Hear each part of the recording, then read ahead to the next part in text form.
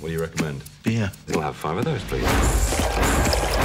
4 of those, and a tap water. What? Look who it is. Wow, long time. Gary. Willkommen, bienvenue, welcome. Well, it's weird, isn't it? You come back and everything's sort of different.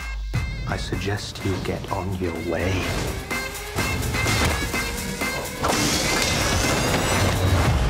Welcome home, boys. It's been 9 years since the release of Shaun of the Dead, a film which I consider to be one of the greatest satires ever written after the work of Monty Python. The World's End is the conclusion to Edgar Wright and Simon Pegg's Three Favours Cornetto trilogy. Taking place in the small fictional town of Newton Haven, 5 friends reunite to attempt to conquer the Golden Mile, a pub crawl across 12 British bars beginning at the first post and ending at the aforementioned The World's End.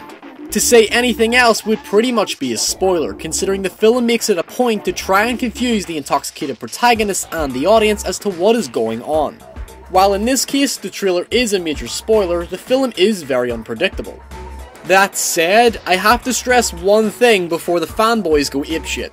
I love Shaun of the Dead and Hot Fuzz, especially considering I find them to be the funniest and most intelligent comedies of the 21st century. But I'm not really with the consensus on this film, as I consider it to be the weakest of the trilogy and rather disappointing as a whole. I really don't want to say this, and I'm not saying that it's a bad movie. It's immensely enjoyable and fun to watch, but it lacks the big laughs of the other 2 films. The best feature of the film is that the witty banter and charm is still there, and the message and theme is much more poignant and thought-provoking than even the most emotionally indulgent art house drama. I'm relieved that the film doesn't attempt to be a replica of Wright and Pegg's Hollywood success, as the film maintains the same low-key British aesthetic as their other work. The swift, sharp editing and iconic visual style are all present, and the quirky conversations and dynamic interactions of the characters make them more likable and feel like real people.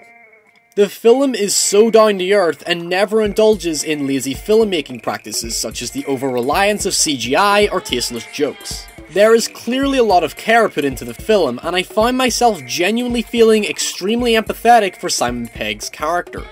However, while the film does continue the same style and ideas, I feel that the film doesn't really push itself as far as it could have. Ever since I saw it, I've been pondering over why I felt indifferent to it, as it doesn't have frustrating problems, but I just didn't feel the same energy or excitement as the other films.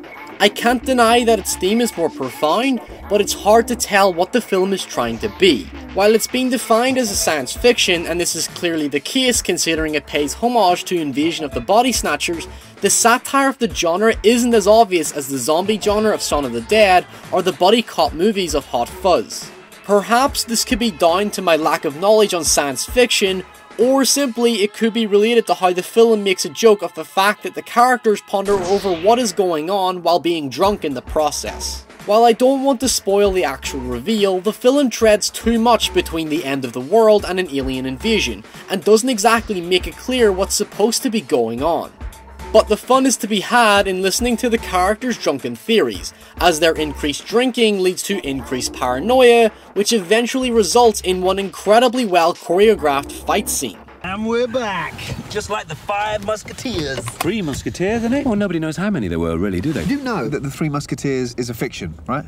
Written by Alexander Dumas. A lot of people are saying that about the Bible these days. What, that it was written by Alexander Dumas? Don't be daft, Steve. It was written by Jesus. Are we there yet? Let's go there! Overall, I personally felt underwhelmed by The World's End. This is something I say about every filmmaker and game developer out there.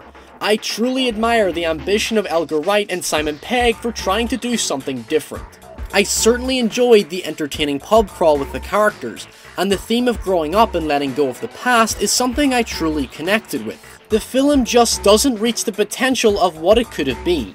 The expectations were high to begin with, but while it met them, it just didn't do enough to exceed the other 2 films. People will see this as the best of the trilogy, and I completely understand why. I just don't feel the same way. As a standalone film, it's definitely worth a watch, especially for the cameos and homages to other films, but it still feels like it's missing something. Nick Frost, Paddy Considine, Martin Freeman, and Eddie Marsan are fantastic in their roles. and when taking into account the cameos of some of Britain's best, the casting is truly remarkable. Simon Pegg's character was clearly intended to be unlikable, but there never seems to be any later development as he ultimately never changes. The World's End is a fitting end to some of the finest British films of the 21st century, but ultimately it left me undecided. I will likely watch the film again in the near future to see if my opinion has changed, but despite my disappointment, I don't feel that Edgar Wright and Simon Pegg have come to a comedic end just yet. We're gonna get to the world's end if it kills us. Oh no.